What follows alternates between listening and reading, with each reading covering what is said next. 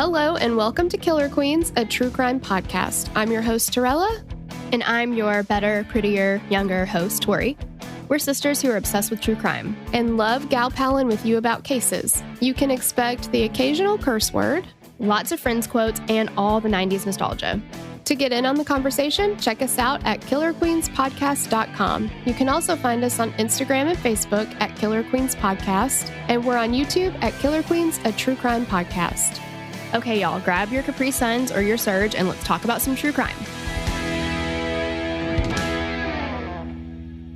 Well, hey, Tori. Oh, hey! Yeah. You've never addressed me directly, so. I try not to acknowledge you, but today I decided today's the day. Okay, well. Turn over a new leaf. Hi, Torella. Hi. Thank you. It feels weird to, say hi, Torella. I don't know why. It does. It's weird. Yeah. Hmm. All right. So we are doing the mysterious deaths of the Jamison family today. And we are coming off the heels of covering Worst Roommate Ever on our Doc Jams. Yeah. And we just because the last guy, his name was spelled Jamison like this, but they pronounced it Jamison. That's how he pronounced it. And his friend called him Jammy. I fucking hate it. That's awful. I know y'all couldn't tell, but I was rolling my eyes so much. So it's so hard to see this name now and not be the Jamison family. Yeah. I mean, they are the Jamisons or the Jammy fammy. Jammy fammy. Yeah. Yeah, but it is not. It's Jamison. It's the way Jamison. the Lord intended it. Exactly. So this one, we want to give a hey girl thanks to Madyson. Oh, Madyson. Thanks. Yes. And thanks to Grace Morrison for requesting it. Yes. And we do have some trigger warnings. So we are going to be discussing drug use, paranormal and spirits, suicide, child death, and pedophilia. So if any part of I would also say there is some racism, white supremacy. Absolutely. And a touch of animal neglect? Yeah.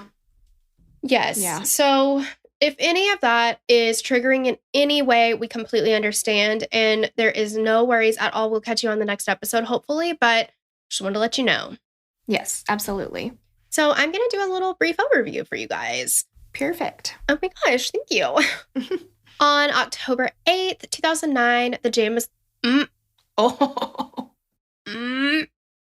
family, consisting of Dad Bobby, Mom Sherilynn, and 6-year-old Madyson, left their home in Eufaula, Oklahoma, to drive to a nearby mountain area to check out a parcel of land that they were considering purchasing. 8 days later, the truck was found on a dirt road in the mountain area, abandoned with the family dog locked inside. What happened to the family and where were they now? It would be another 4 years before investigators were able to answer just one of those questions. They found the Jamisons, but still had no idea what happened to them in October of 2009. Oh my gosh. Okay, you guys, before we get into today's case, we got to tell you about all the fun stuff going on over on the Patreon.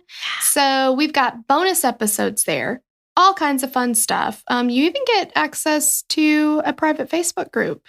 That we're, get to hang out with us a little bit more in there. But, you throw us a few bones every month. We give you a bunch of extra stuff. Win-win.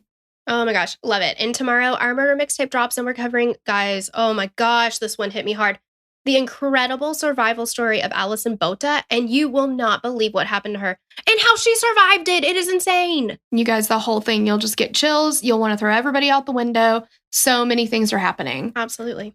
On Friday, we drop our last episode of Captive Audience, and this episode goes over the dastardly deeds of Carrie Stainer, which is Steven Stainer's older brother. And remember, he was abducted when he was 7 years old, and then he came back home. This guy, Carrie, absolute dickhead. Can't even begin to describe it. Right. And I mean, guys, the alleged reasons for him doing what he did, come on. Jeez, yeah. And of course, Sunday is where we drop our weekly catch-up episode. We call it the T to the Fourth Power Why. It's just some time to talk to you. It has nothing to do with true crime. But if you guys want to get a little insight into our private lives, what's going on with us. We talk about literally whatever we want, anything, everything. It's all the things. Mhm. That's on Sunday, and you get a little Sunday titty. So Exactly. So go to patreon.com/killerqueenspot to join in on the fun. And you definitely want to be sure to join our email list because we let you know every episode that we drop every single week there. But you also get like fun 90s flashbacks. You get extra like kind of insight into our lives that you don't get anywhere else. So definitely check it out. killerqueens.link/email. yes, and now we're going to get on to the case. So let's talk about who were the Jamisons. The Jamison family was made up of father Bobby, mother Sherilynn, and daughter Madyson. Also, the Madyson's name is spelled Madyson. And I listen to the scripts on my Natural Reader app so that I can like multitask. Yeah. Oprah calls it multitasking. And bless her, I think her name is Sharon, the voice I have. And she pronounced it Madyson. Oh. Like almost like my Dyson blow dryer, like a Madyson. But it was really funny. I was like, it's Madyson. Close. So Madyson had a dog, Maisie, and she loved this dog. It was like her BFF. They took Maisie everywhere. Like Madyson had to be with Maisie at all times.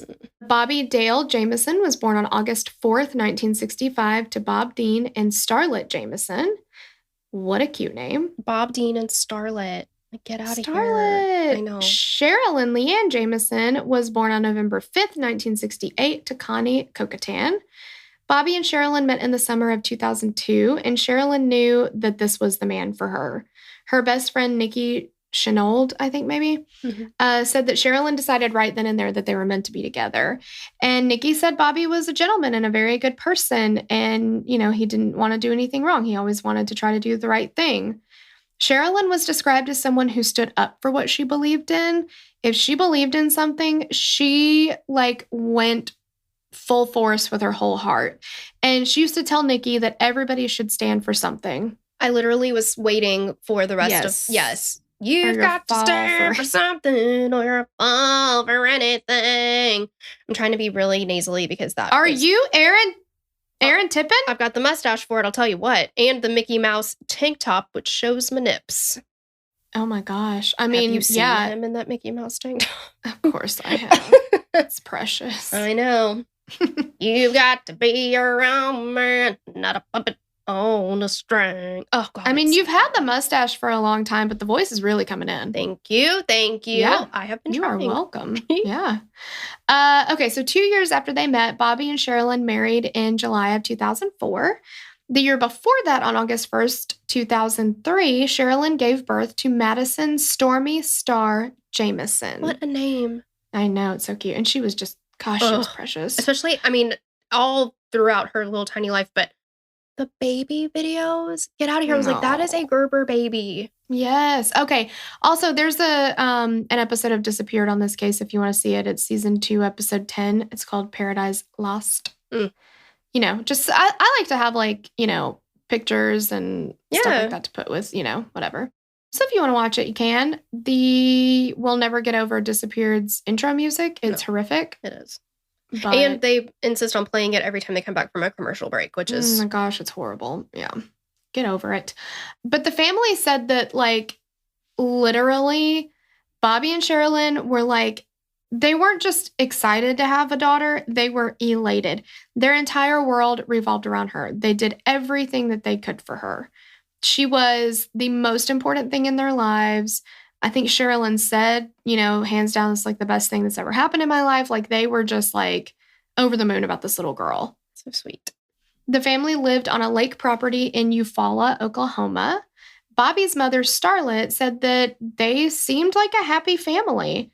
Madyson was a happy little girl, and Starlet called her her best friend. This is tragic. Oh. Yeah. So we're going to get into the disappearance. On October 8th, 2009, the Jamisons left their home around 10 a.m. and they drove the 30 miles to the San Bois Mountains. I feel in Oklahoma it's probably not Bois, but I don't know. The San Bois Mountains in Red Oak, Oklahoma. We'll get a mess. It's not, you know. The San Bois. Yeah, we don't mean anything by any mispronunciations. It's just, we're not familiar with every city and every state. No. And we don't even need the pronunciation. It'll be fine. No. Yeah. Yep. 44-year-old Bobby and 40-year-old Sherilynn had been thinking of buying a plot of land in the rural area, and they wanted to get away from people and live more remotely. Bobby had a 40-acre plot of land in the mountains, and he had found it online, and they hoped to build a home there in the future.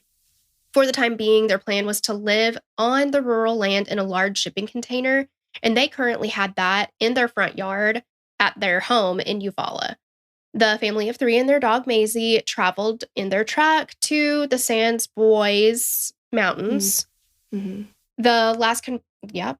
Well, I was thinking we wouldn't be saying it very much, but here we are. In fact, it's going to be a lot. Sasbois. Les poissons. I don't know how to pronounce it, and I wish I did, but yep, no idea. They don't say it not one time in the Disappeared, I don't think. If they did, I didn't hear it. Yeah, I've only read it. Yeah, so guys, forgive me. I know not what I do. But they traveled to these mountains in their truck, and the last confirmed sighting of the family was by a man who lived in the area on the 8th. Fast forward 8 days. On October 16th, several hunters on 4-wheelers were cruising around the mountains, and they found a locked truck on a dirt road near the top of one of the mountains. And inside of the vehicle, they saw a dog who was alive, but very, very malnourished. The dog, this is terrible. I mean, it's all terrible, right? Like, we talk about terrible things every day, but I think that some people can relate and understand when I say when animals are involved, like, it pulls at my heartstrings. Yes. She was inside of the truck, and she had been eating her own feces to survive. Oh my God. The hunters contacted the Latimer County Sheriff's Office, who dispatched officers to a report of an abandoned vehicle. The deputies broke the glass window of the vehicle. They got the dog out. The dog was fine and returned to Starlet, Bobby's mother. They began to look through the cluttered cab of the truck, looking for anything that might indicate who the truck belonged to. And oddly enough, there were still cell phones, they had wallets, a purse, and coats still inside of the car.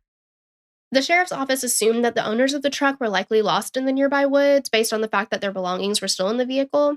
The 5 or 6 deputies who were on the scene began searching the area immediately, and they couldn't go too far because the terrain in this area is extremely rugged. It made the search very difficult.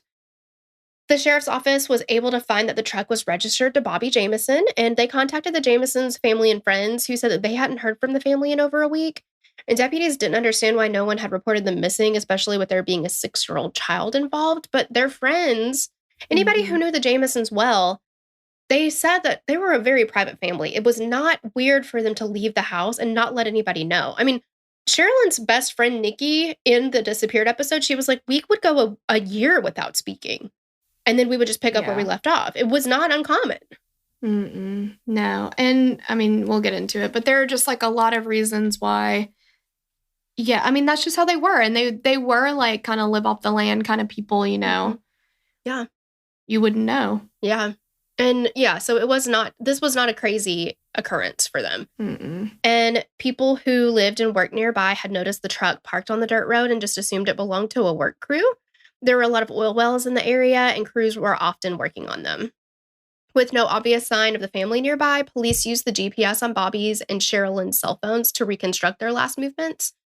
The GPS showed that they didn't spend most of their time parked in that spot. It led police up a nearby hill where they found footprints that they felt confident that they belonged to a small child, probably Madyson. They continued to follow the footprints and GPS, and it led them to a bluff area. Bobby's cell phone's most recent photo was of Madyson, and it seemed like it was in that exact spot on the bluff. In the photo, though, Madyson has a strange expression on her face, and it looks like she's crossing her arms.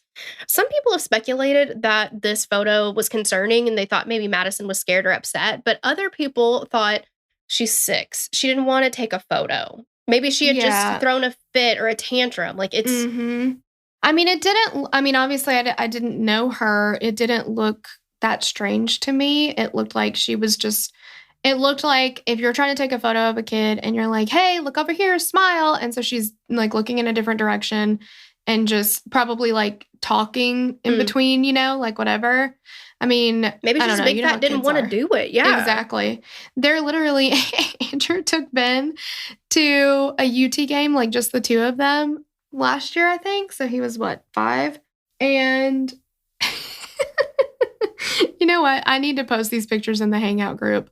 But literally every picture that Andrew tried to take of Ben, like with, like stuff at the UT campus or like whatever, Ben's face, he's laying down on the ground, burying his head. I remember these pictures. Yeah. So there's like 15 pictures and they're all with Ben's head buried, like, because he's like, just didn't want to look at the camera and refused to take any photos. Literally, his ass is up in the air and he is just trying not to take a picture, And that's covering his face. how kids are. It was so funny. Sometimes if they don't want to do something, like, it's just... Yeah, when they're really little, a lot of times you can be like, time to take a picture. Like, Jesse is still in the, I'm like, hey, buddy, we're going to take a picture. He's like, cheese. Like, he'll automatically do it, but Ben is over pictures. Yes. Meanwhile, when I was little, if somebody brought out a camera, I was like an angry bird. Like, don't.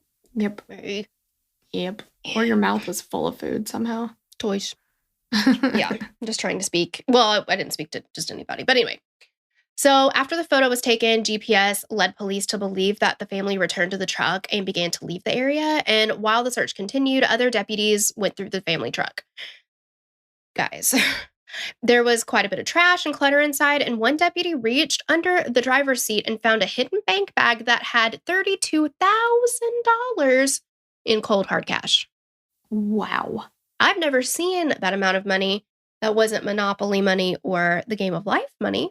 Yeah, I wonder. So I know they were going to look at a plot of land. Would this have maybe been like their earnest money or something? Like a down payment or something? No idea.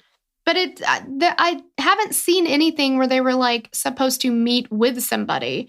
It was just they were supposed to go check out the land. So I don't know if they were meeting with somebody and being like, okay, we'll take it. Here's our down payment. I don't know. Because there's a lot of theories about this money. Right. And I find it to be really interesting that they even had that much money because we'll get into it, but Bobby had not been able to work for a significant amount of time.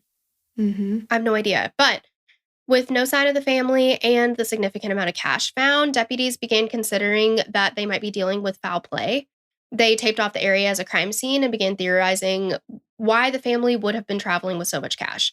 And their initial thought was drugs. Latimer County Sheriff Israel Beecham. Guys. What? I thought it was Beauchamp. They said Beecham in the disappeared. Wow. Okay. Yep. This is why reading is deceptive. Mm-hmm.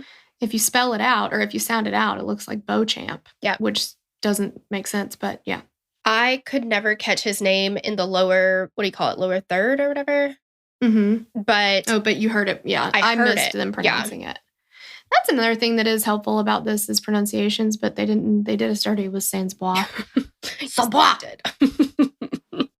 Anyway, yeah, this guy is like, I know. When I started watching it, I was like, hello, nurse. Oh my goodness. He is a cutie. I mean, could the producers of Disappeared not been like, part of what we do on the show is you have to lift heavy things and no shirts allowed? Yeah. I could have done with a little less shirt and a lot more pecs, but you know, maybe he got sweaty. I don't know. Maybe his pants came down a little. I don't know. We don't know what would happen. I'm just saying, if you watch The Disappeared, your eyes will thank you. He's a cutie. Yep. With a baby, probably. But so Sheriff Israel Beecham. He said that the area was inundated with methamphetamine use. And the thing is, like, could they have been involved in the local drug trade? There were no signs of drugs or paraphernalia in the truck, but it was still at the top of their list of theories. But also, like, they didn't find any drug stuff at their house either, right? No, I don't know. The only thing that I could think is that, I mean, in this area where we live, that's why we have such amazing burn units, is because meth is a big drug of choice here. I definitely get that. And kind of the way he talked about it in the beginning was like, he said, the way that a lot of us, were taught in investigation, and the way that I was taught was you don't rule anything out in the beginning, like any theory. And then as you collect evidence, then you start crossing stuff off the list. Like, okay, well, it's not this because, whatever. Right. And he's like, then you're kind of left with like a process of elimination and like getting closer to the end. But he was like, we found a ton of evidence in this case, like a lot of evidence. And literally, like, none of it was helpful. So yeah, and he was just like, said they couldn't really cross anything off. Right. I think it's got to be so frustrating because he's like, we have more evidence than a lot of people could hope for. Mm-hmm. And we couldn't make it make sense. No. And it doesn't. It does not make sense. No, but I mean, rather than talking about it, why don't we talk about it? Okay. Does that make sense? No. No. Okay. All right. It made sense in my little tiny pea brain, but... Well, it would, wouldn't it? Instead of talking about it, let's just go ahead and talk about it. Shut up. Just talk about it. Oh my God. Okay. So, even more concerning than the money that was found. Mm-hmm. What wasn't in the truck is more concerning. So, according to Sherilynn's friends and family, she had a pistol that she carried with her almost always, and she kept it with her while they were in the vehicle. But they couldn't find it at all. Mm-hmm. Not in the house, not in the truck, nowhere. On October 17th, this is less than 24 hours after the hunters had found the Jamisons' truck, a large search was conducted with several fire departments, EMS, forestry services, local volunteers, and search dogs. People were canvassing the area on foot. They had four-wheelers, horseback. There were helicopters in the air looking for any sign of the family. And the thing is, okay, everything is uphill. The conditions of the land made it incredibly difficult to search. The search was dangerous because not everybody knew the woods, but even the ones who did still had difficulty navigating the hazardous area. The scent dogs were interested in a few different areas, and one of those was a nearby water tank that was full of water. They drained the tank. Nothing was found. Despite the enormous search area or efforts, nobody was able to find any sign of them. One thing that greatly concerned Starlet, who is Bobby's mother, was that Maisie the dog had been left in the inside of the vehicle and it was locked. And she said that Maisie was Madyson's little buddy. Like, she would have hollered if her mom and dad tried to leave the dog in the car. Yeah. So police quickly ruled out mechanical issues with the truck. There was no signs of vehicle damage. The truck ran completely fine. And there was plenty of gas in the tank. There were no signs of a struggle near the truck, like no blood, no broken glass. But why did they disappear into thin air? Like, where did they go? Where did they go? Inside of Sherilynn's belongings inside of the truck, police found an 11-page letter that was written to Bobby from Sherilynn. And this letter... front and back? Front and back! This letter was full of hate. Yeah. She lashed out against her husband. She expressed discontent with him, with their marriage. She accused him of being a loner, not needing a family. Sherilynn's friends wondered if this letter had been the kind of letter you might write just to get your feelings out. You know, sometimes you just have to write how you're feeling down, but you never have any intent of giving it to the person that you wrote it to, right? You just got to get it out, let it go. But police questioned the Jamisons' loved ones about the state of Bobby and Sherilynn's marriage, and they found out that in the past few months, they had some serious stress. Bobby and Sherilynn had even spoken about divorce. It seemed like they just decided, okay, we need a fresh start. Maybe this will help the relationship. Yeah. This is what prompted Bobby to find the land for sale in this rural area. Yeah. So the land in Red Oak was absolutely remote. It was near an abandoned oil well, and the area was full of forests, cliffs, ravines. This was going to be their next step in building a new, simpler life. The Jamisons were excited to join a small community that took pride in their independence, their self-sufficiency, and most people in the mountain area lived with the bare minimum. This is a more rustic way of life. Starlet said her son and his family wanted to get away from the mainstream, from the crowds. They just wanted to enjoy their own life without having to answer to anyone. This kind of reminds me a little bit of my brother and sister-in-law, Andrew's brother and his wife. They live on a pretty big farm. And what's their address? You want to come at me? You want to take this outside? It's a beautiful day. I'd actually obviously post the address in the Facebook group. I'm not a monster. Okay. That's a more private area, you know? Yeah. But they've just gradually, as the years have gone on, they have become more and more self-sufficient. It's really cool to see. Like, they homeschool their kids. They have animals. Do they have central heat and air? No. Yeah, I didn't think they did. And Andrew's brother built, like, added on a lot to this house or whatever. He can build, like, he literally can build a mall out of toothpicks. Like, he's incredible. He's so talented. But they have, like, a furnace that they use, and, like, they butcher their own cows. Like, they have become where they like, grow most of their own food. Like, they really don't have to go for much, you know? They live off of the land. And I think that is incredible because, like, I think it's the difference between, like, a wolf and, like, a domesticated dog. Mm-hmm. Do you know what I mean? Well, and, like, their kids are learning all that kind of stuff. Like, their boys are learning how to raise livestock and how to grow their own food. Like, I don't know, it's really cool. Like, I don't think I would do well living that way. I would not. No. But I think it's really cool. Like, you know, I mean, it does kind of make it hard for them to travel because they have animals and stuff that they have to take care of. Sure. But, I mean, it is a cool way of life. Like, you know, you do what you want. Now, where they live, Amazon does still deliver, so that's nice. Okay, right? Just in cases, you know? Yeah. It is nice to have some Amazon purchases. But yeah, I do think that it's something about it is really, really interesting to me. But like you said yourself, I don't think that I could deal with that because I don't want to call myself materialistic. I just like things. Like, I like to collect things. I like to watch TV. Like, you know, there are certain that my lifestyle is that of I need some new technology and new. I just need Uber Eats to deliver my Starbucks every morning. See, and that's something I don't get right now, and it hurts me. Yep, exactly.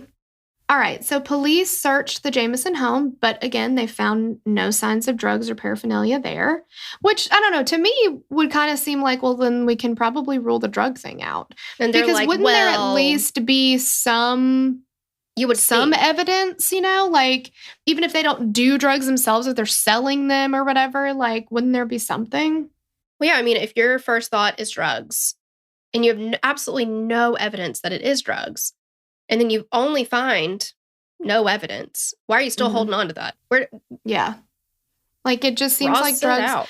And their family was pretty upset about that because they were like, it makes them sound like, not make them sound bad because, like, you know, obviously, like, drugs are a huge problem. It affects all different kinds of people.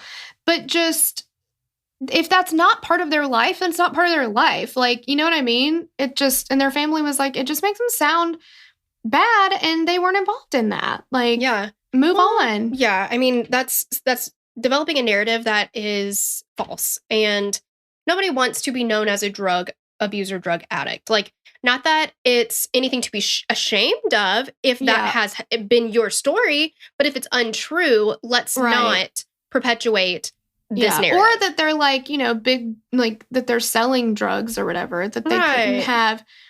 You know, they lived meagerly, especially after, you know, Bobby wasn't working anymore. Yeah. But that's not to say that they hadn't put, you know, money away for however many years knowing that they wanted to buy you know, like. Well, yeah. And I can imagine if you have loved ones, whether it's friends or family, that have just been thrown into the spotlight because of something terrible like being missing.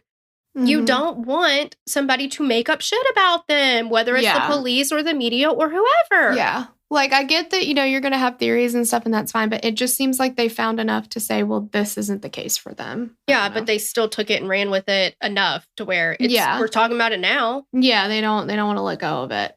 But the police also learned that Bobby and Sherilynn had pulled Madyson out of school recently, and they were planning to homeschool her. And again, that makes sense if they were going to move to an even more remote area. Homeschooling just makes sense. The strange thing, though, and so this is another reason that people didn't realize they were missing for a while because she wasn't in school anymore. Yeah, so there's nobody to tip anybody off to be like, hey, we haven't seen so-and-so. I mean, why? Yeah. Exactly. But Sherilynn had recently dyed Madyson's hair, which people found pretty odd given her age. And it looked like she dyed it like blonde or bleached it. Now, as a former hairstylist, I will say it's outside of the norm for sure. It's a rare occurrence to have a 6-year-old getting their hair done. Have I done it? 100%. Like put blonde highlights in their hair, or like a kid wanted like a pink streak in their hair or something? The answer is yes. Both. Oh, yeah. One kid, 7, little boy. We bleached his entire top of his head and put blue in it. Little girl, full head of highlights. She was 6. Who wanted the highlights, the mom or her? I think the answer again is yes. Really? Like, it's just weird that a 6-year-old would be like, I really need highlights. Oh, I know. Like, it just seems like that wouldn't be, like, on their mind. I know. And the little boy, apparently, he was in gymnastics, and all of the little kids, it was like the fad. Like, everybody. I mean, I could see that, like, wanting a cool color in your hair or whatever. Absolutely, sure. Yeah. But and I guess the little girl, like, if she did well at something, maybe school or her dance recital, I don't know what it was, but there was incentive, and it was like, if you do this, if you get through this, then we're going to do highlights. And she was 6. What color hair did she have naturally? I mean, like a dishwater light blonde. It was, you know what I mean? Like, or I guess the dark medium blonde. It was, I mean, it lifted like that and it was beautiful. But I'm like, there's going to be a lot of maintenance for this because we did so many. I mean, it was an entire head of highlights. I mean, can you imagine, like, having to keep up, like, not only with your own hair, but then your 6-year-old's highlight regimen? Can you imagine putting highlights in a 6-year-old kid's hair that doesn't want to sit still for 2.5 hours? Exactly. They don't know how to sit still. They think they're being still, and they're like, I'm not moving. And it's like, all you're doing is moving. I know. Like, do you understand? Can you feel yourself right now? Yeah. So I guess, I don't know. I guess this is interesting because it seemed a little weird to me, but at the same time, like, coloring your hair, like, wasn't as mainstream, I feel like, when we were younger as it is now. Mm-hmm. Like, that wasn't something that, like, I mean, mom would get, like, boxes of hair color sometimes, but, like, it's pretty expensive. And I just feel like, I mean, or at least for us, we went to, like, Great Clips to get our hair cut or whatever. Yeah. We didn't, which is fine, but, like, we didn't go to salons that had, like, a lot of coloring services or whatever. I didn't start coloring my hair until I was in high school. But I didn't start until I was out of high school. Well, yeah. What is that supposed to mean? Because you didn't do anything to your hair while you were in high school. It's just a fact. But, like, I'm just wondering, like, the listeners, like, do you guys either, like, have kids that you've colored their hair really young or know somebody that has? I'm just interested because it did seem like, oh, I hadn't really heard of that before this, but maybe it's not unusual. Like, maybe a lot of kids get their hair colored and I just didn't know it. Sure. Yeah. Sherilynn also had a son from her previous marriage. His name is Colton, and he had no idea where his mother and the rest of the family might have gone. He had been living with her up until about 2 weeks before the family went missing, and then he went to live with his dad in another state. I don't know why that happened at that time. Like, we don't have that information. Like, it is pretty interesting, the timeline of it, like the timing, 2 weeks that he before. happened to, move away 2 weeks before. But he said that his mom had never mentioned their plans to move to the Red Oak area, which I also didn't. And again, I don't even know how old Colton was, but I didn't find that odd because if you are just considering moving, I could see that being something that you don't sit down and tell your kids until it's a done deal. Like, okay, we are, like, closing on this house in 45 days. So, okay, now we're going to start talking to the kids about, okay, we're going to move. And maybe he did go move. He did go live with his dad because she knew that they were going to be moving to a remote area. And he, they wanted him to still go physically to school or, I don't know. But I don't think it's super weird that she didn't tell him that they were planning to buy this land because it wasn't a done deal yet. They were just going to look at it. Yeah. Okay, but remember how we didn't find Sherilynn's pistol in the car and she carried it with her everywhere? It also was not in the house. Nobody had been able to locate the missing gun anywhere. And investigators started to wonder, okay, are we looking at a possible murder-suicide? Because, they had that letter that Sherilynn had written to Bobby. And they're getting all this information about how much stress the family was under. And so the police wonder, okay, did one of the parents murder their spouse in Madyson before ending their own life? If that was the case, though, where were the bodies? And it would have been difficult to murder 2 people and then turn the gun on themselves, whichever one it was, all while making sure that all 3 bodies were completely hidden.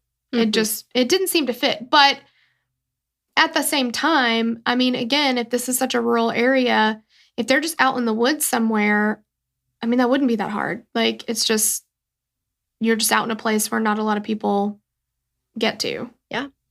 I don't know. As investigators searched further into the Jamisons' past, they learned that there were several stressors that were causing rising tensions in the household. So we've mentioned this briefly, but in 2003, Bobby was in a serious car accident. He was struck by one car on the driver's side of his vehicle and then struck by another car on the passenger side. Sounds like a very, very intense and serious That accident. is so scary. He suffered chronic back pain and he couldn't work. And he had been prescribed pain medication, but it really didn't help. And it was difficult for him on some days to even just get out of the bed and do things around the house. And he started to become depressed. And I mean, he really struggled with that. Understandably so. That's completely it's gonna be so difficult to live with chronic pain. I know. Yes. Investigators were presented with a new lead, informing them that in July of that year, just 3 months before their disappearance, the Jamisons took in a boarder. So in exchange for them providing this person a place to live, the boarder would help Bobby with manual labor and work on the residence. And Bobby was like, this will help. We'll have a second set of hands. Sherilynn won't have to be responsible for everything when I'm having trouble, kind of thing. He was in so much pain. And it wasn't long before the boarder started to make both Sherilynn and Madyson super uncomfortable, especially if Bobby wasn't there. So in the disappeared episode, they basically set it up like this, right? Like it wasn't long before this, he started making people uncomfortable, and it was specifically Sherilynn and Madyson. And I was, in my mind, going a different direction. I was like, is he making a pass at Sherilynn? Or oh, yes, the way he made them uncomfortable, you're not ready for. No. Yeah. That's what I was thinking too. Yeah, definitely something like aggressive sexually or something. Yeah. No. So one day, Bobby left to run an errand, and the boarder sits down on the couch, very close to Sherilynn. His face is like in her face. And he told her that he was a white supremacist, and he didn't like how she kept talking about how she had Native American blood in her. And then he said he thought anyone who wasn't pure white should die.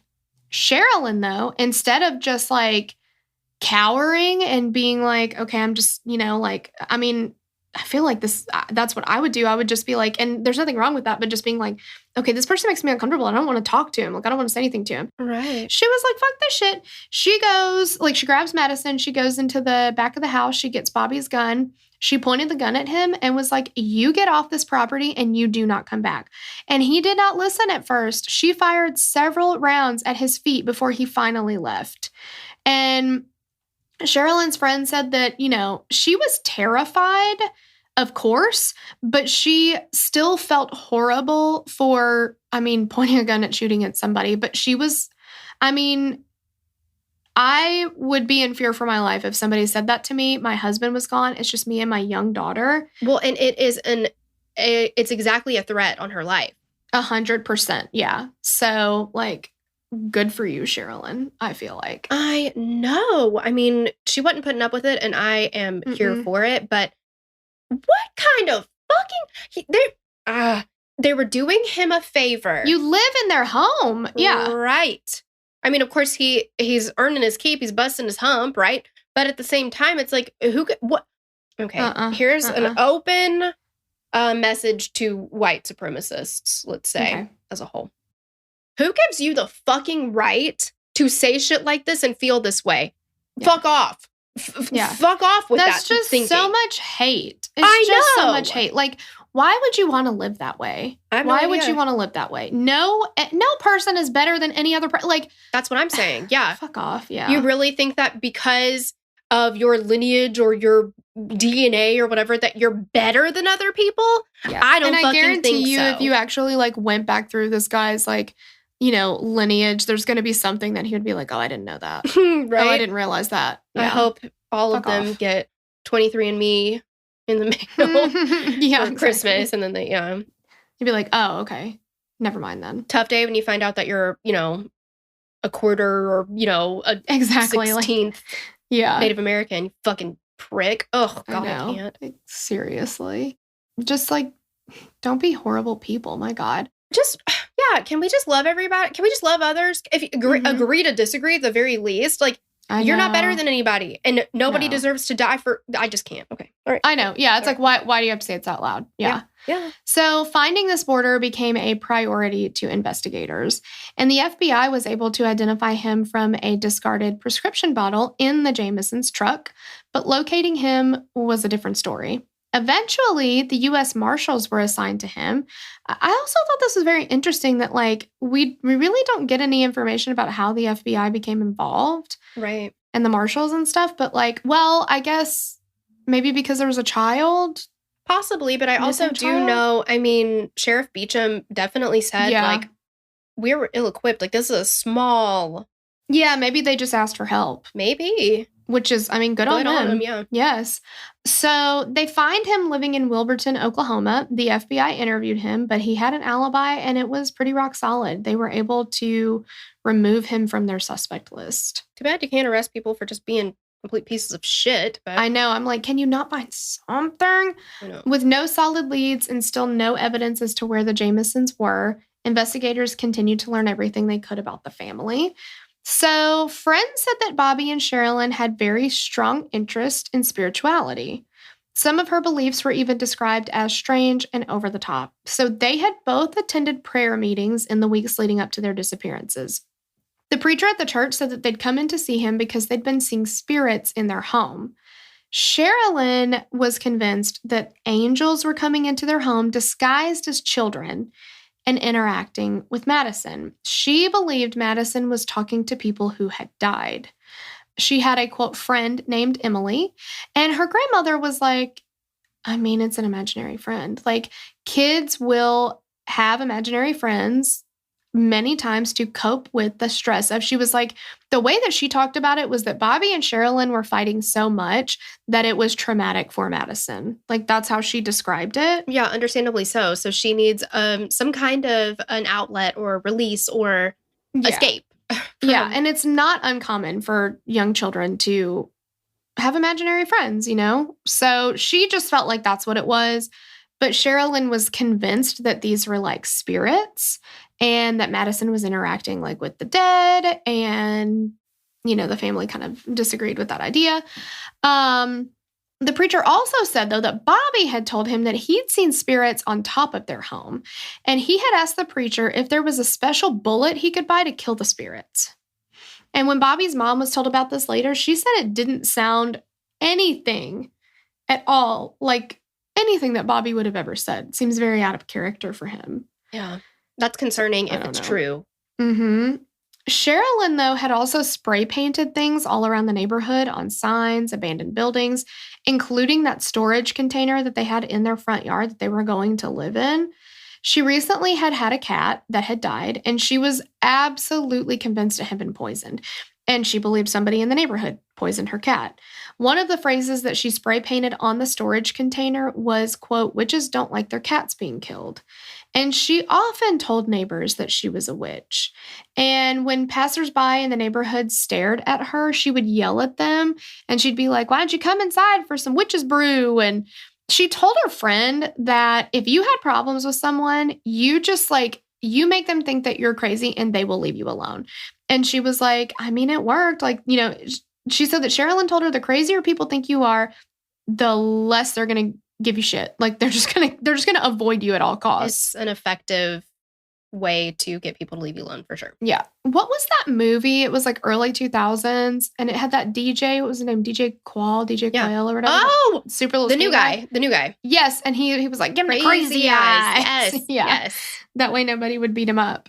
Yeah. It's true. It works. I mean, it works. If you need any more proof than that movie. Exactly. So in late October, investigators discovered that the Jamisons' house had surveillance cameras on the outside, and they were able to access the recordings.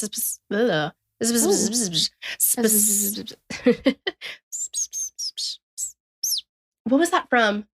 It was from like a Disney movie. Yep. I don't remember. Oh my God, I'm going to think about it. But anyway, specifically the ones from the morning that the family left their home for the mountains. So both of the cameras pointed to the driveway, and it showed the three of them packing the truck. So Those who've watched the video describe their movements as being in a trance-like state. They don't appear to interact or speak with one another throughout, and it looked like the three of them walked in and out of the home more than 20 times each. They show a little bit of this video in the disappeared episode. It doesn't seem like they've released the whole thing. The video also seemed really choppy, though. Mm-hmm. You know, it was more like, I mean, because a lot of security things, it's not actual video. It's snapping like pictures stills, every yeah. however many Mhm. seconds. I mean, that's what it looked like to me. So the trance-like thing, I don't really know how you would be able to tell that other than the fact that they're not Interacting with each other. not one interacting bit, with each yeah. other. But if you're going in and out, like if you're on a mission and going in and out of the house, just grabbing shit and putting it in the car, I don't know. I guess you would like say to each, hey, where do you want this? Hey, what do you think? You know, like, I guess you would say some stuff to each other. But he, like, Sheriff Beecham also said it was really weird how many times they went in and out. And he was like, each of them went in and out at least 20 times. Yeah.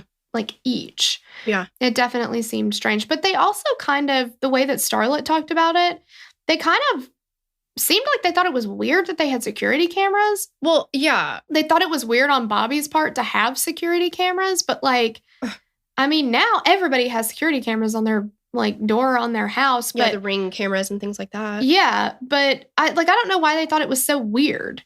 I don't either. And there's a completely plausible explanation. Yeah, for but even why. if like just Bobby wanted it, like it's not Well, no, weird. absolutely, it's not weird.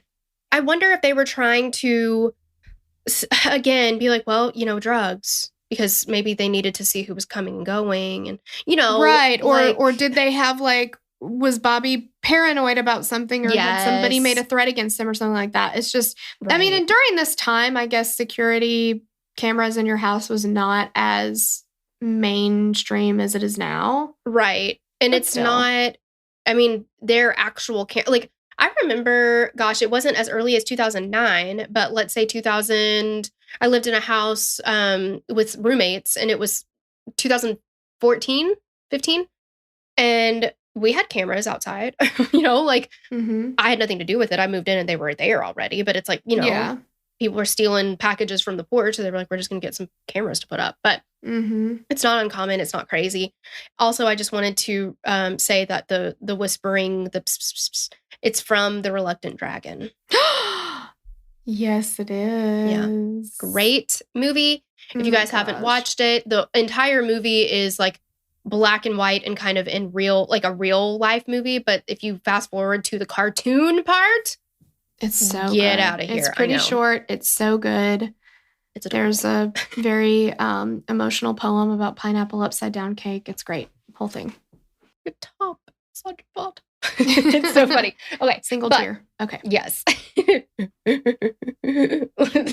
Okay, so Bobby's mom, Starlet. I can't. I don't want to call her the mom. I have to call her Starlet because it's adorable. It's a So great name. Yeah. yes. So she said that the cameras that were on Bobby's house, she had them put up. She and Bobby had both been threatened by her ex-husband, who was Bobby's father, Bob Dean, right? Mm-hmm. Multiple times. So she had them installed at her house and Bobby's for safety. Yeah. And, you know, still concerned with Sherilynn's mental state on the day of the disappearance, as well as the time leading up to it, police spoke with her doctor. And the doctor told them that she had suffered from bipolar disorder. She didn't always take her medication as prescribed. And her family said she was like two different people. If she was taking her medicine, she was in a good mood. She was happy. But if she wasn't taking her medicine, she was angry, she was hateful, and belittled herself. So police believed this could have explained the letter that they found that she'd written to Bobby. And even though it might have explained Sherilynn's journaling and letter, investigators did not believe that her struggles with her mental health had anything to do with the family's disappearance. Nope. Again, it's like evidence abounds, but none of it. It's like, well, yeah, but I don't think that had anything to do with it. Yeah. Just like this weird border situation. Like, okay, he definitely seems like a nut job and hateful as fuck, but he didn't have anything to do with it. Like Well, dead and ends everywhere. Yeah, it's got to be so frustrating that you find your, like, a really good possible lead, and then you're like, oh, Yeah. never mind. Yep. So far, the investigators had a lot of theories as to what could have happened to the Jamison family, but really there's no evidence to back up anything. They felt confident that while the family was heading back down the mountain, someone came up that one-way road, and that caused the family to stop. And what happened next? Obviously still a mystery. By November 1st, the case seemed to have gone cold, and this is less than a month since the family's truck was found, but without any more clues, investigators are completely stumped. You know, one thing that I thought about was an Israel Keys type person. Mm-hmm.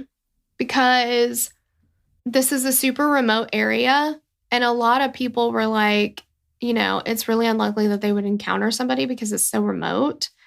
But, you know, I mean, that was his exact MO. Mm-hmm. Like going to super remote places, burying those kill kits, you know? Yeah, putting absolutely. hundreds and hundreds of miles on a rental car, and just whoever he encountered, that was it, you know? Well, and I hate to say it this way because it's completely morbid and awful, but this would have made his day to find a family of 3 Mm-hmm. in a remote area completely on their own. Yeah. The only thing is the dog, but he was not known to. But if it's locked in the truck, exactly. If for some reason they got out of the truck and they were like, we're just going to walk over here and take a look or whatever, we're going to leave the dog in the truck just for right now. I don't think it's fair to rule that out. Exactly. On November 16th, 2013, just over 4 years after the Jamisons' truck was found on the mountain, a man who was out scouting for deer found a human skull in a pile of fallen leaves, and 2 more were nearby. This was 2.7 miles away from where the Jamisons' truck had been discovered. The man called the police, who responded quickly with a full investigation team. Among the leaves were the 3 skulls, bones, and bone fragments, and pieces of clothing. Investigators and friends and family of the Jamisons felt confident this is them, finally. It's Bobby, Sherilynn, and Madyson. But because the remains were so badly decomposed, it took 8 months for forensic scientists using DNA and dental records to confirm these suspicions. They had indeed discovered the remains of the missing Jamison family. The bodies were found in a remote part of the mountain called Smokestack Hollow. This was an area that was rarely traveled, and the bodies were located on a very steep incline. This could have explained why the bodies weren't found during the initial searches if they had already been there. Reports said that the almost 3-mile distance between the truck and the bodies was as the crow flies. So the route to walk from their truck to Smokestack Hollow was winding and difficult, and that would have been like 7 miles that they would have had to travel to get there. So this would have been a very long walk for a 6-year-old because, as we know, when we go on a walk around our neighborhood, these children will run circles they just want to run circles in the yard. Let's see how many circles we can run in the yard. And we're like, okay, we're going to walk from here to right over there. And they're like, I'm so tired. My legs hurt. I need to be carried. Like, she ain't walking 7 miles. No. But also, Bobby had that chronic back pain. There's no way he could have walked that far. No, I would think that would have taken a ton out of him to just even walk, especially with it being uphill, winding. Yes. It's treacherous. I mean, if there are days he cannot get out of the bed, he's in so much pain, he's not walking 7 miles. Right. Yeah, uphill and all that. Reports also said that the remains were all face down and arranged in a row. However, with how long the remains had been exposed to the elements and animals, it was difficult to tell what position they'd been in when they died. The medical examiner, I almost said examinator. Oh, I like That's that. a cool, yeah. Right? I want to be a medical examiner. Exactly. Yeah. It's like now we need to start having like true crime hero movies. The examiner. Yes. Yeah. Well, this examiner was unable to determine causes of death for the family. This examiner did note, however, that there was a small hole in the back of Bobby's head that could have been from a bullet, but it also could have been from animal activity. But I don't know. I mean, it's hard to, like, were there holes in the other skulls? Or were they just so badly decomposed that you couldn't even tell if there were holes in the others? Like, I feel like for them to be face down, that feels like execution. Like, get down on your knees. Well, and it is interesting that, I mean, like, unless somebody had repositioned them that way, they said that it had been so long and the conditions and all these things, they didn't know how they were positioned when they did pass away. But an animal is not going to line them up like that. Exactly. Face down. Yeah. Wouldn't that be how they... But also, I mean, I guess I wonder too, if it was, you know, an execution of sorts. Yeah. Would their bodies still be lined up in a row like that face down? Or because of animal activity, would would they have been moved around and scattered more? Yeah, that's what I'm thinking. Like, if there was proof of animal activity, like, they're not going to be like, I'll put it back where I found it. They are going to drag it all over the place. So I just don't know. I don't know. Again, it's like, it doesn't help. Like, they found their bodies, but I'm not saying it doesn't help, like, the family have, and they'll never have closure. I understand that. But, like, as far as figuring out what happened to them, it didn't help. Mm-hmm. Yeah. Like, it's just because, everybody thought, okay, when we find their bodies, we're going to finally know what happened. And that just wasn't the case. Like, it just gave them more unanswered questions. And it seemed as though the only thing investigators had were just theories. Yeah, the first theory. Mm-hmm. You want to take over? Or? Oh, no, that's fine. You definitely are taking over, it seems like. So no, because you just talked a whole lot. No. So I didn't know if you wanted... I don't want to put you out. This is your show. I'm just hanging out on it. You know what I mean? You go. I don't want to now. Bitch. Okay, so the first theory is murder-suicide. And considering the difficulties that Sherilynn and Bobby were having in their marriage, along with Bobby's chronic pain and Sherilynn's continued difficulty with her mental health, it was possible that either of them murdered Madyson and their spouse and then ended their own life. But if this was the case, where was the murder weapon? If Sherilynn's gun had been used, it seemed that the gun would likely be nearby, and there would be obvious evidence of a gunshot wound. Given how far they were found off of the road, it would have been quite the hurdle to have a man with chronic back pain, like we said, and a child walk that far. So Sherilynn's mother said that her daughter and Bobby were good parents, even though they had issues. They would never let anything happen to Madyson unless it was completely out of their control. I just don't think that this is what happened. I don't think that they would pack all this shit up in their truck, drive to go look at this bring all the plot money? Of land, have all this money, and just... Yeah. Like, they didn't make neither of them made any moves that were, like, goodbye moves or, And I don't think they would have done anything to Madyson. No. Torella, why don't you tell us the second theory? Okay, so this theory is that Bobby's father was behind their deaths. Early in 2009, Bobby had filed a restraining order against his father. 67-year-old Bob Dean Jamison had threatened to kill Bobby and his family multiple times. In the submission for the restraining order, Bobby wrote that his father hit him with his vehicle and described him as a, quote, very dangerous man who thinks he's above the law. He also added that his father had ties to gangs and meth. He told the judge how fearful he and his family were of his father. The judge did not grant him the protective order, though. Police determined that he had a solid alibi and dismissed this as being a plausible theory. And then Bob died 2 months after his son and family disappeared. Crazy. I mean, if he was threatening them so much and he threatened Starlet too, like, why deny the protective order? Well, people who aren't even actually being threatened, like, oh, I don't know, Jamison. Yep. Jamie gets a protective order anytime he wants one. Right. Yeah. Seriously? But okay, fine. So another theory believed by the public was that the family fell victim to maybe Nazis or white supremacists. In 2010, after the disappeared episode on The Jamison Family aired, Sherilynn's good friend, Nikki Chenault, said that she received a very strange call. The caller, who was a woman, said that she used to belong to a white supremacy group and had seen a book of names that the group had a problem with and that they intended to, quote, take care of. The caller said that she tried to memorize the names from the book to later go home and look them up. Some of them came back are missing people, including the Jamisons. This caller also reportedly told Nikki about a unique insignia that Bobby had on his wedding ring. She said she heard conversations between the men in this group that they were clearly talking about Sherilynn, Bobby, and Madyson and how they dealt with them. And then the caller said that one of the men reported having sexual thoughts about Madyson.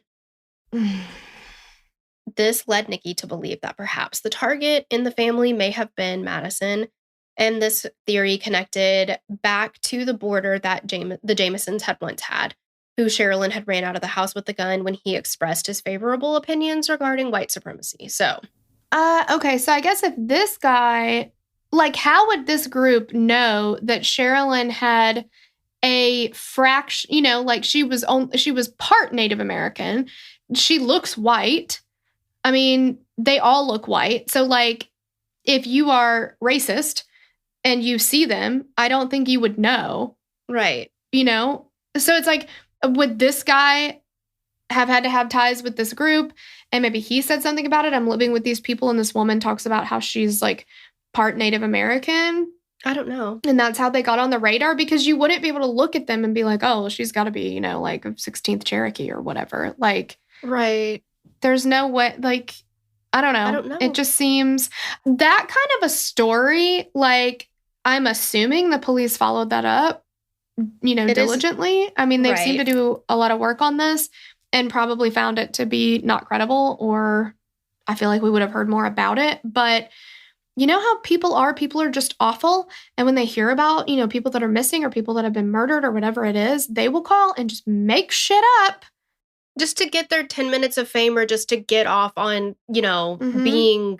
Just to feel connected. Listening to... Yeah. Yeah, you know, there was, I can't remember which case it was now, but somebody had called and been like, oh yeah, I killed that person and buried them in the woods or whatever, because they felt like the family needed closure and they felt bad for the family. And we're like, well, at least if they think that I murdered them, then... Wasn't that Patrice? Yes, yeah. I was like, I knew it was something we recently covered. Yeah. Yeah. No, that doesn't make anybody feel any better, you dipshit. No. Because then when they find out, they have to relive it, reopen that. It's just, it's hateful. It is hateful, and it's irresponsible, and it's fucking mean. But yeah. So a widely believed explanation as to what led the Jamisons to the Jamisons' death was that they had gotten themselves in trouble with drugs. I feel like we've disproved this already, but people still believe it. So meth was extremely popular in the area of Oklahoma where they lived. This could explain the large amount of cash that the family was carrying. And to this day, no one is quite sure where the money came from. And considering that both Bobby and Sherilynn were struggling financially, it really doesn't make sense. I mean, we've talked about it a little bit earlier. Yeah, but like, where did the money come from? Are you thinking the money came from them selling drugs? Did they literally sell every single bit that they had, and there's no evidence that drugs were ever in their home? Like, I mean, I don't know how selling drugs works, but like, it just, I don't know. It seems like you'd find some kind of evidence. I would think so. Of either use or sales. I was going to say, I mean, I'm not sure if they are just tying them to drugs in the drug dealing capacity, or if they're also saying that they were users as well. Because if they're users as well, you would find something, I would think. You definitely would find something, yeah. And because they said that they thought the reason they looked in a trance-like state was maybe that they were on drugs during that, you know, video. I cannot imagine, if you are an active drug user, that you would have not one piece of paraphernalia, something, a baggie, something in your house. Even if you're hiding it from your spouse, even if your spouse doesn't know you're doing it, there is something somewhere. There's something somewhere. Yeah. And when the police are going to tear your house apart like they do, they will find it. Absolutely. You know, like, it just doesn't, I don't know. It does not make any sense to me. And why we're still talking about it is beyond me. I just don't understand it. But yeah, you know, they're thinking, okay, so if they had been murdered, why would the killers have left the money in the car? And it seems like they would have, you know, found it if they searched the truck. And some people thought that perhaps the Jamisons stumbled upon a meth lab or a drug transaction that they weren't supposed to see. Now, that is fine with me. Let's talk about that all day long, because that could happen. It'd be like, you know, somewhere in the mountains in Virginia, or here even in the Smoky Mountains, coming across a moonshine still or something, you know, like. But also just wondering about, I don't know a whole lot about meth. But like, if you're on meth, are you just walking around looking like a zombie and not talking to anybody? Or doesn't it like hype you up? Isn't it? I couldn't tell you. Not sure about that. Because I know that isn't it like people on meth, they will like stay awake for like days on end? I thought it was an upper, but I honestly couldn't tell you. I don't know. Yeah, I mean, I don't know either. Yeah. It's just, I don't know. Just the whole thing is like, but it seems to be the most popular theory. Yeah. I don't know. Which is interesting, but yeah. So there are several other theories that the public believes might have led to the death of the Jamison family, and cults, witchcraft, or a pedophilia-motivated murder. And despite there being pieces of each theory that fit with what's been found and what's known, none of the pieces fit with everything. So there's always something to contradict each one. And because of this, the mysterious deaths of Bobby, Sherilynn, and Madyson have never been solved. It remains unknown if they met with foul play or their deaths were caused by someone in the family. Their causes of death are listed as undetermined, and Sherilynn's pistol has still never been located. Many investigators strongly believe that the family met with foul play. Prior to the discoveries of their bodies, many armchair detectives believed that the family had been placed in witness protection program, possibly after working with police to bust drug dealers. Unfortunately, this clearly was not the case. If you have any information on the deaths of the Jamison family, please contact the Latimer Police Department at area code 918-465-2161. And I'm willing to start a petition that says Sheriff Beecham should be shirtless at all times. If that's something we want to do. So I'm putting it out there. Yeah, I'd be the first signature on that one. I like it. Yeah. All right. All these theories, I know we've been talking till the cows come home here, but just real quick, all the theories, I'm like, are you pulling them out of your ass? Like, if that's what we're doing here with like, oh, they must have been in the witness protection program. And then, because of this and this and this, like, okay, well, let's go back to the Dyatlov Pass or whatever when we covered that. Like, maybe it was aliens. Maybe it was tall grays. Maybe, seriously? I'm fine with you saying, okay, here's a list of like possibilities and we'll cross them off as we get there. But like, where's the evidence to even bring this in? Yeah. And then why are we not crossing them off when the evidence isn't? I just don't, whatever. I don't get it. But yeah, it just feels like the drug thing should be crossed off. I mean, again, maybe it's an active investigation. Maybe they're keeping a lot of stuff close to the vest, but sure. I don't know. Yeah. From where I'm sitting, I'm not seeing it, but either way, that shirt needs to pop right off. Oh, yeah. I mean, I was hoping nothing we can do about that.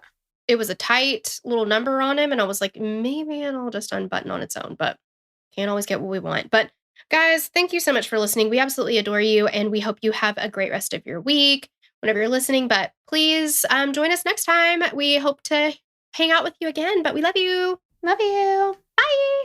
Bye. We'd love to hear your thoughts on this case. Connect with us on Instagram or Facebook to continue the conversation. Thanks for listening, and we will meet you back here next week. Bye! The theme song for the show is created and composed by Stephen Toby. You can find more of Stephen's work on SoundCloud. Our logo was created by Sloan Williams of Sophisticated Crayon. You can find more of her work on Etsy. Visit us at killerqueenspodcast.com for merch and other info about the show.